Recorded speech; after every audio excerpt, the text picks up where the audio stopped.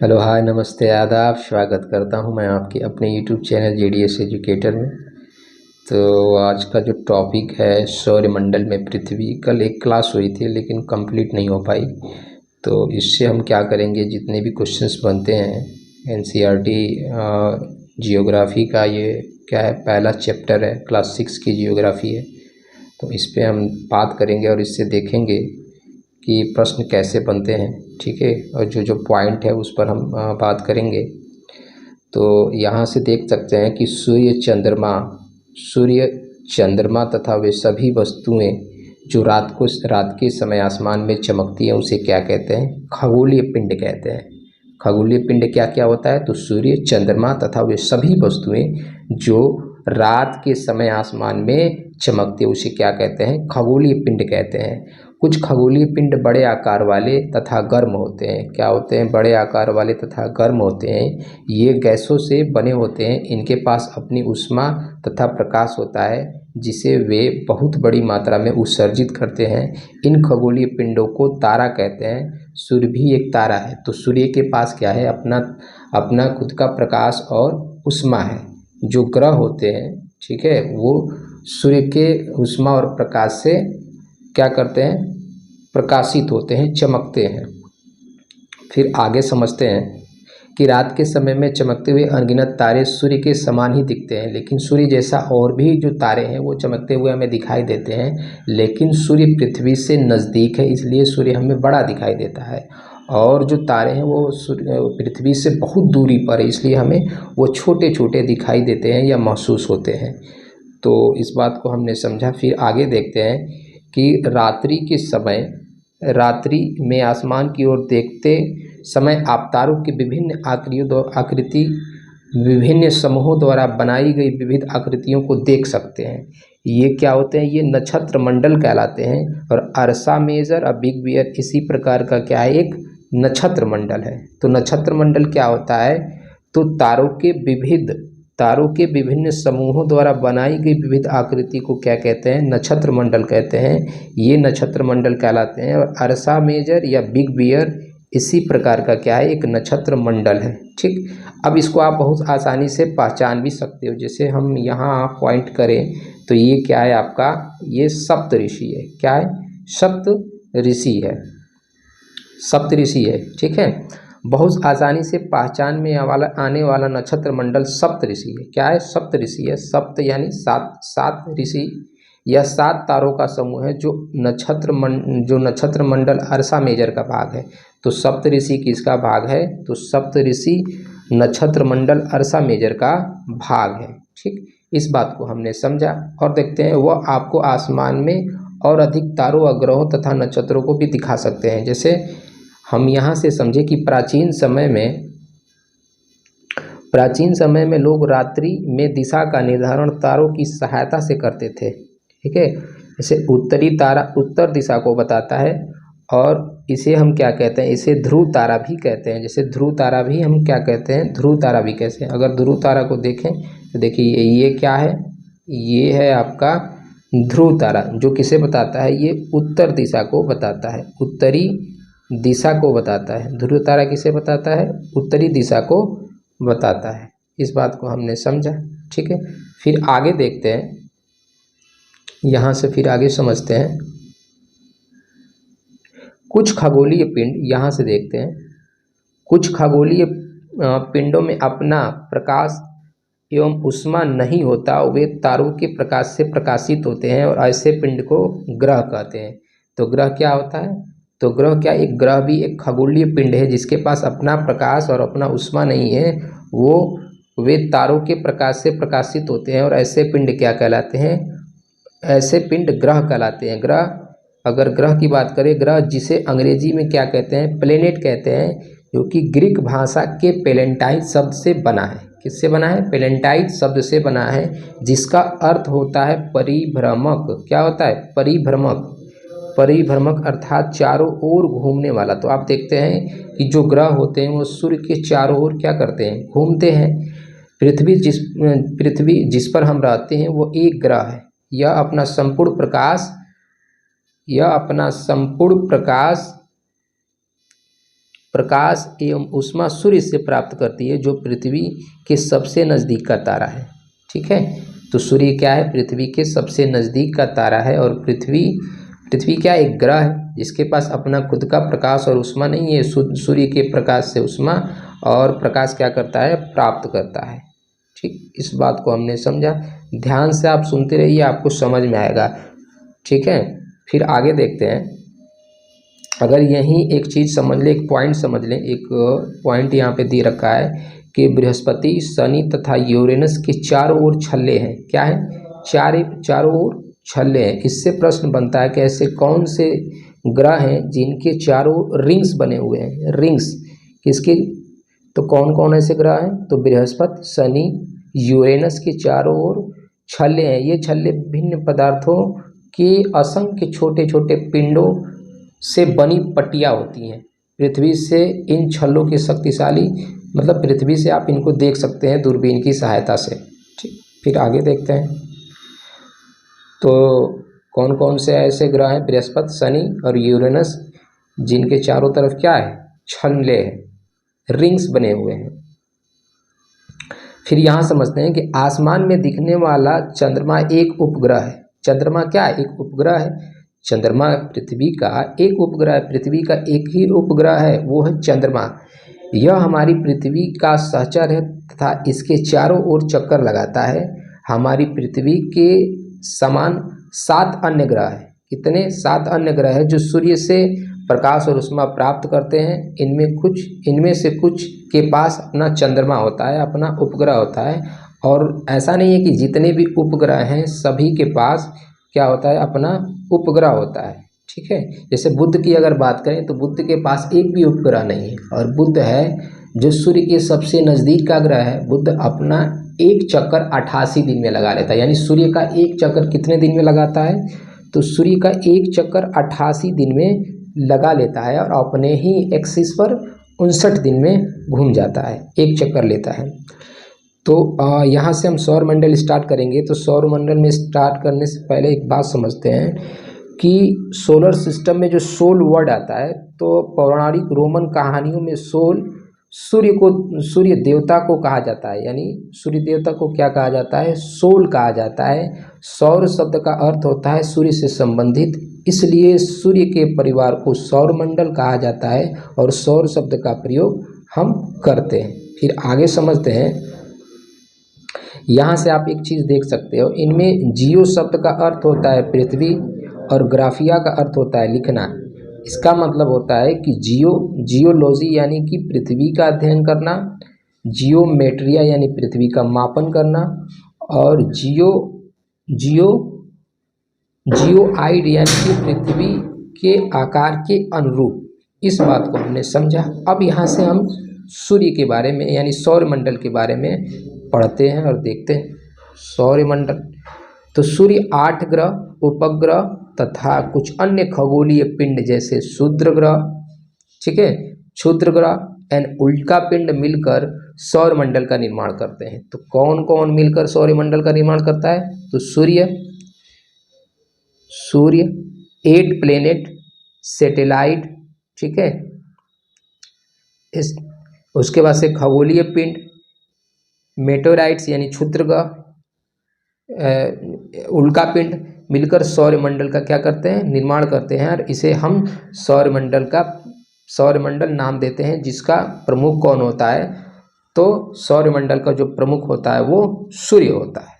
अब सूर्य के बारे में यहाँ से पढ़ते हैं। सूर्य सौरमंडल के केंद्र में स्थित है। यह बहुत बड़ा है एवं अत्यधिक गर्म और गैसों से बना है। तो सूर्य किससे बना है, सूर्य गैसों से बना हुआ है। सूर्य किससे बना हुआ है, गैसों से बना है। इसका खिंचाव बल इससे सौरमंडल को बांधे रखता है। क्या रखता है, बांधे रखता है। सूर्य सौरमंडल के लिए प्रकाश और ऊष्मा का एकमात्र स्रोत है, लेकिन हम इनकी अत्यधिक तेज ऊष्मा को महसूस नहीं करते। अत्यधिक तेज ऊष्मा को महसूस नहीं करते क्योंकि सबसे नज़दीक का तारा होने के बावजूद यह हमसे बहुत दूर है। इतनी दूरी पर है कि इसका जो प्रकाश होता है वो उतना हम महसूस नहीं करते हैं। ठीक है, सूर्य पृथ्वी से लगभग 15 करोड़ किलोमीटर दूर है। अगर सूर्य का डिस्टेंस देखा जाए पृथ्वी से तो कितना है, 15 करोड़ किलोमीटर दूर है। ठीक है, अब यही ग्रह की बात करते हैं। तो हमने अभी बताया कि ग्रहों के पास अपनी खुद की ऊष्मा और प्रकाश नहीं होता, वो सूर्य के ऊष्मा और प्रकाश से क्या होते हैं, प्रकाशित होते हैं। तो हमारे सौर मंडल में 8 ग्रह हैं। सूर्य से दूरी के अनुसार वे ग्रह बुध, शुक्र, पृथ्वी, मंगल, बृहस्पति, शनि, यूरेनस तथा नेपच्यून है। ये क्या है, सब ग्रह हैं। अगर सूर्य से सबसे नज़दीक का ग्रह पूछा जाए तो बुध कहेंगे, और सूर्य से सबसे दूर का ग्रह कौन होता है, तो नेपच्यून होता है। ठीक है, पृथ्वी कितने नंबर पर है, तो पृथ्वी सूर्य से तीसरे नंबर पर है। अब इसके लिए एक निमोनिक्स बना के दिया है यहाँ पर कि सूर्य की उनकी दूरी के अनुसार अंग्रेजी में ग्रहों के नाम। ठीक है, तो पहला क्या होता है, अब दिया है कि my very efficient mother just सब अस यूरेनस। ठीक है, तो आप इसको देख सकते हैं। सौर मंडल में सभी 8 ग्रह एक निश्चित पथ पर सूर्य का चक्कर लगाते हैं। अब ये इंपॉर्टेंट चीज़ है यहाँ से कि जो ग्रह हैं वो सूर्य का चक्कर एक निश्चित पथ पर सूर्य का चक्कर लगाते हैं। ये रास्ते दीर्घवृत्ताकार में फैले हुए हैं, दीर्घवृत्ताकार में फैले हुए यानी ऐसे चक्कर लगाते हैं। ठीक है, दीर्घवृत्ताकार में फैले हुए हैं। अब आगे समझते हैं कि अपनी कक्षा में सूर्य के चारों ओर एक चक्कर लगाने में, यानी बुध की बात कर रहा है, बुध जो है सूर्य के सबसे नज़दीक का ग्रह है। तो अपनी कक्षा में सूर्य के एक चक्कर पूरा करने में बुध को कितना दिन लगता है, तो बुध को 88 दिन लगता है। शुक्र और पृथ्वी का जुड़वा ग्रह कहा जाता है, इसलिए कहा जाता है कि पृथ्वी और शुक्र में सिमिलरिटी है। अब क्या सिमिलरिटी है, थोड़ा सा उस चीज़ को हम देखेंगे, क्योंकि इसके आकार एवं आकृति लगभग क्या है, पृथ्वी के समान है। किसका, शुक्र का आकार और आकृति किसके समान है, पृथ्वी के समान है। इसीलिए इसे हम क्या कहते हैं, पृथ्वी का जुड़वा ग्रह कहते हैं। ठीक है, फिर आगे समझते हैं।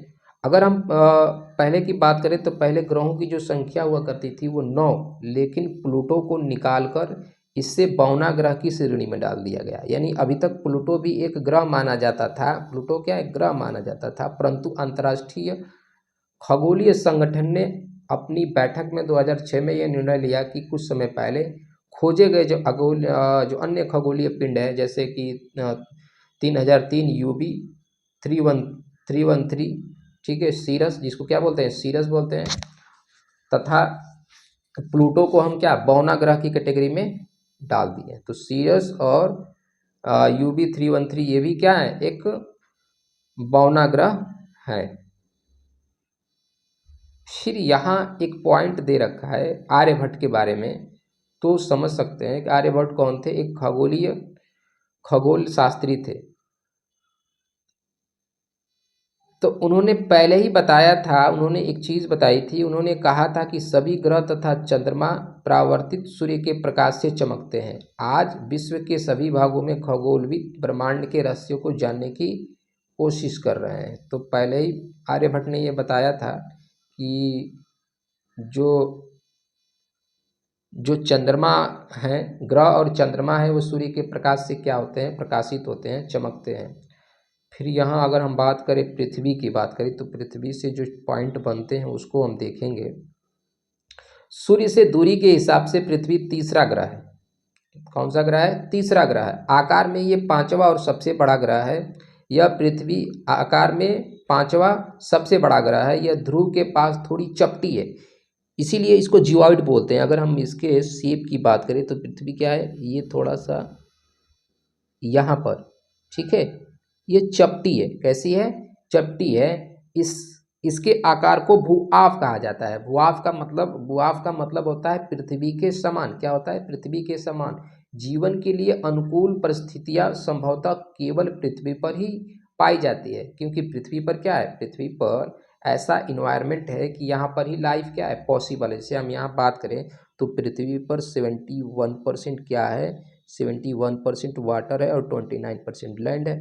ठीक है, तो पानी की मेजॉरिटी, पानी ज़्यादा होने की वजह से इसे क्या कहा जाता है, ये कैसा दिखता है, ब्लू दिखता है, इसीलिए इसे ब्लू प्लेनेट भी कहते हैं। क्या कहते हैं, ब्लू प्लेनेट भी कहते हैं। तो जीवन के लिए अनुकूल परिस्थितियाँ संभवतः केवल पृथ्वी पर ही पाई जाती है। पृथ्वी न तो अधिक गर्म है और न ही अधिक ठंडी है। ठीक है, यहाँ पानी एवं वायु जो है उपस्थित है, जो हमारे जीवन के लिए आवश्यक है। भाई पानी क्या है, जीवन के लिए आवश्यक है, तभी तो ये कहा जा रहा है कि पृथ्वी पर जीवन क्या है, पॉसिबल है, क्योंकि वैसे इन्वायरमेंट मिलते हैं जिससे जीवन क्या हो सके, संभव हो सके। और जो ग्रह है उस ग्रहों पर ऐसी परिस्थितियां नहीं है।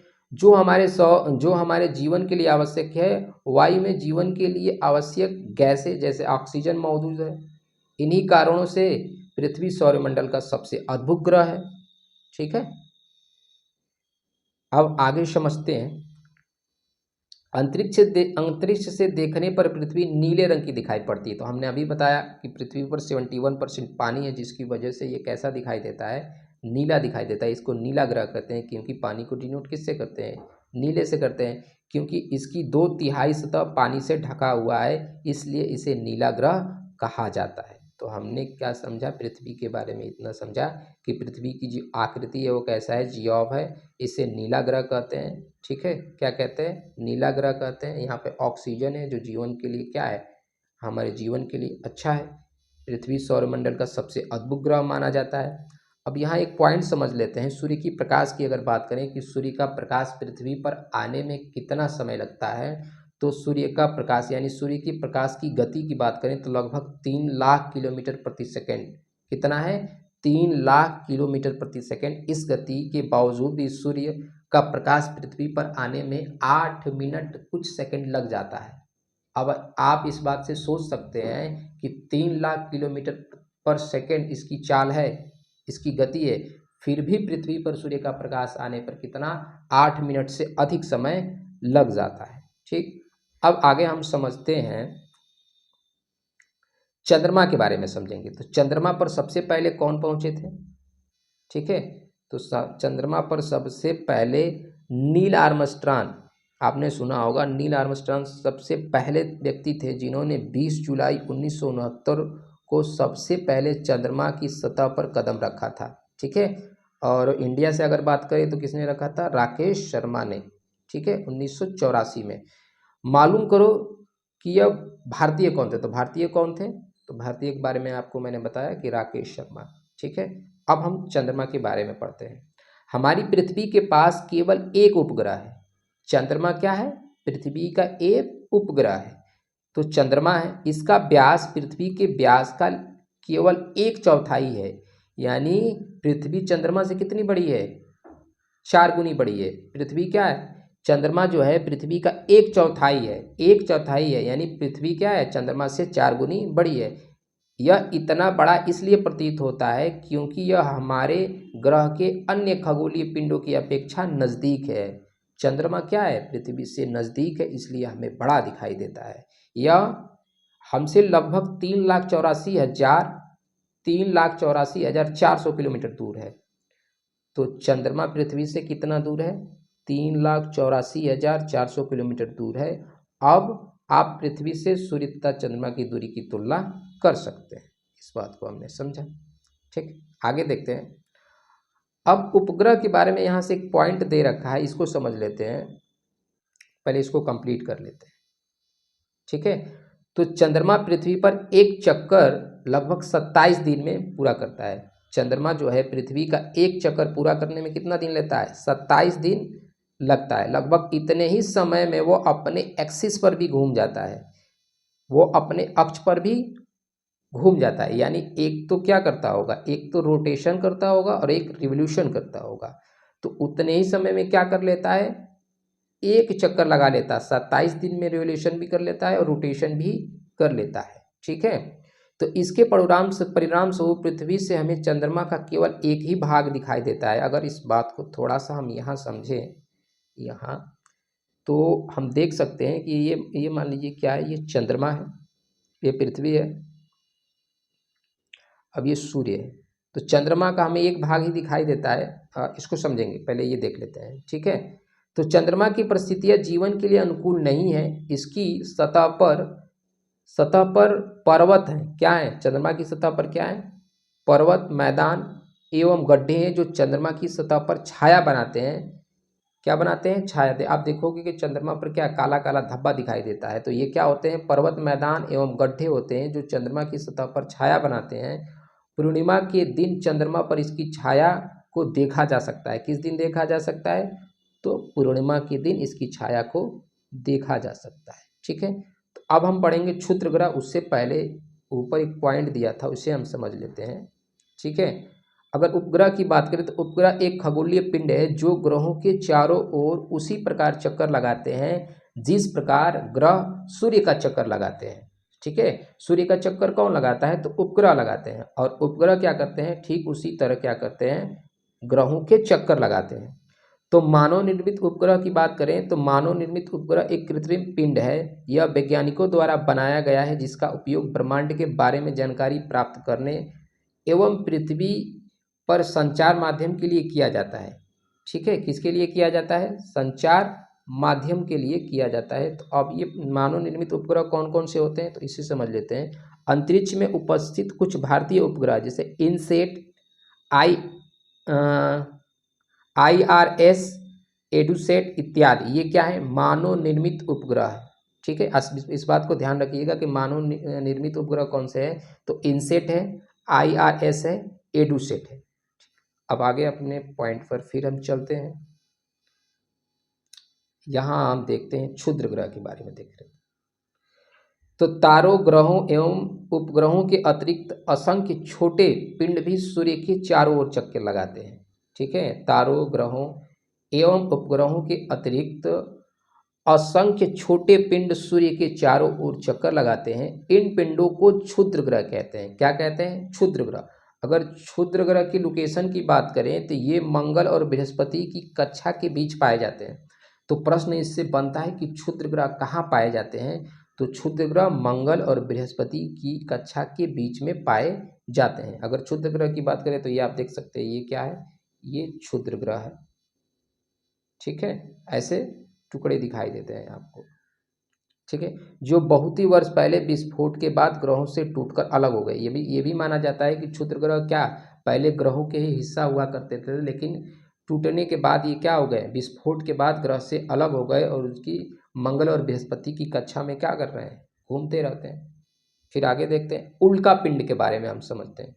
सूर्य के चारों ओर, यहाँ से देखें, सूर्य के चारों ओर चक्कर लगाने वाले पत्थरों के छोटे छोटे टुकड़े को उल्का पिंड कहते हैं। क्या कहते हैं? उल्का पिंड कहते हैं। उल्का पिंड क्या होता है?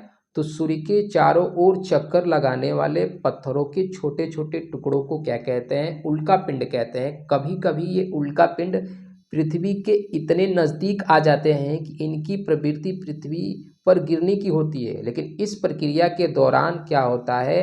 घर्षण होने के कारण ये गर्म होकर जल जाते हैं और उसके फलस्वरूप चमकदार प्रकाश उत्पन्न करते हैं। आपने देखा होगा आसमान में। ठीक है, अपने आसमान में देखा होगा कि जब कोई जैसे कहा था तारा टूटकर पृथ्वी पर आ रहा है, लेकिन वो घर्षण के कारण क्या होता है? जल जाता है और उसमें आग लग जाती है जिससे वो चमकने लगता है, जिससे धरातल पर, अब कभी कभी ये गिर भी जाता है तो फिर गिरता है तो क्या होता है? यहाँ से हम देखते हैं कि जिससे धरातल पर गड्ढे बन जाते हैं। इसके गिरने से धरातल पर क्या होता है? गड्ढे बन जाते हैं। फिर आप आगे समझिए। ठीक है, क्या क्या आपने आपने तारों वाले खुले आकाश में एक ओर से दूसरी ओर तक फैली सफ़ेद चट्टी, अब हम चौड़ी सफ़ेद चौड़ी सफ़ेद पट्टी की तरह एक चमकदार रास्ते देखा होगा, जिसको ये वाला अगर हम बात करें, ये अगर इसकी हम बात करें तो ये क्या है? ये आकाश गंगा है। इसीलिए इसको मिल्की वे कहते हैं क्योंकि ये सफ़ेद दिखाई देता है। ठीक है, तो आकाश गंगा ये है, आकाश गंगा।